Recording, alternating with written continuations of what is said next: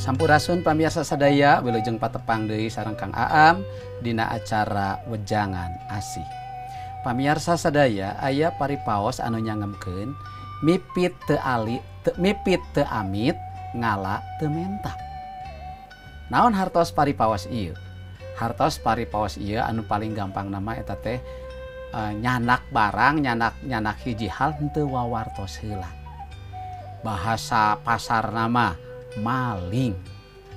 Nah, pamiarsa sadaya, urang salaku putra Gusti parantos diemutan dina hukum Musa, dina hukum Torat, dina kitab Budalan pasal anu ka-20 ayat anu ka-15 disangemkeun mung 2 kecap ulah maling.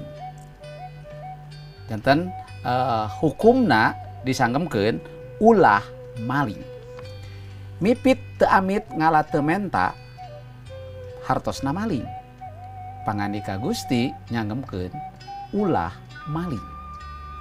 Kunaon Gusti maparin papakon sapertos kitu?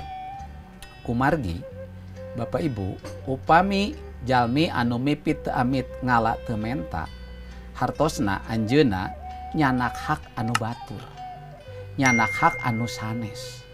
Eta disebatna maling. Aya oge bahasa anu sanesna tiasa oge ngarampok. Hal anu sapertos kitu henteu sapagodo sareng pangandika Gusti. Zaman ayeuna aya maling-maling anu langkung seueur deui. Dina basa hukum aya anu maling artos anu seueur sanes ngarampok, tapi maling artos anu seueur di pamarentahan contona disebatna korupsi. Jalmi anu nyanak artos eta disebatna koruptor. Tah, jalmi-jalmi eta saleresna tiasa disebatkeun jalmi anu mipit teu amit ngala teu menta. Sanes hak anjeunna tapi ku anjeunna dicanak. Eta teu kengeng kitu, teu tiasa kitu. Pangandika Gusti jelas-jelas ngalarang hal eta. Dina Budalan 20 ayat 15 disangemkeun tadi ulah maling. Rasul Paulus oge ngemutan ka para jamaah munggaran kapungkur saha-saha cenah anu tos janten manusia anyar, omat nu tadi biasana sok pulang paling, nu sok nyanak barang teu wawartos. Ayeuna omat cenah kudu digawe sing bener supados anjeunna kengeng rejeki anu halal. Patali sareng paripaos mipit teu amit ngala teu menta biasana ieu sok aya babasaan kitu teh upami nuju di kebon. Kadang-kadang urang ngalangkung ka hiji kebon. Contona upami Bapak Ibu ameng ka daerah Kaler, ka daerah Lembang. Teras Bapak Ibu didinya ninggal aya kebon jeruk atanapi kebon tomat.